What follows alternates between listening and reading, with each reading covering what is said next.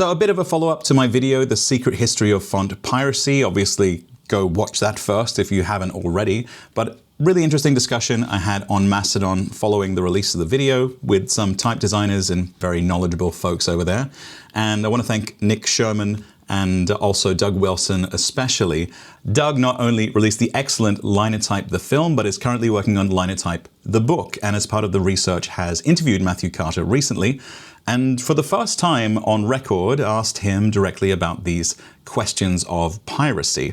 So Carter really frames this in a few interesting ways. One was that he and Mike Parker really tried to work within Linotype, but there was massive resistance. I mean, their main primary business was selling equipment for photo typesetting, and fonts were ancillary to that, and they weren't going to disrupt the entire primary business to enable disruption of that.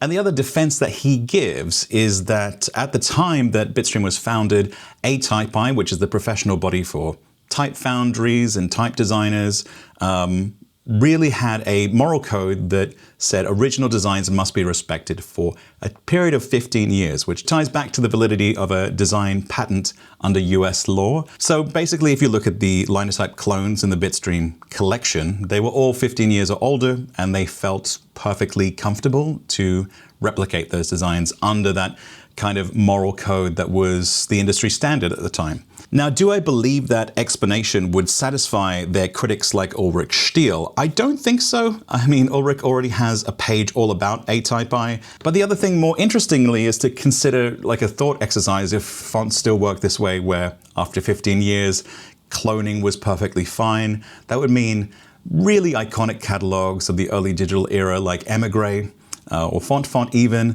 2010 was 15 years ago, so Gotham by Heffler & Co., even Calibri would all be perfectly fine to clone and resell.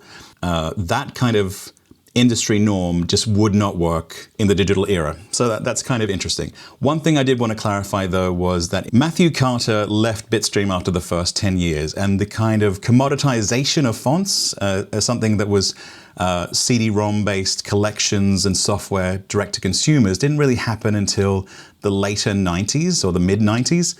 And during that initial first decade at Bitstream, they were mostly just selling directly to companies making equipment for image processing and pre-press for the commercial print industry, and not directly to consumers. And I could have done a better job of separating those out and Carter's involvement. But if you found this kind of esoteric trivia interesting, I highly suggest you watch Linotype the film. It's now available to stream on YouTube, and I will leave a link to that down in the video description. In the meantime, I hope I'll see you in the next video.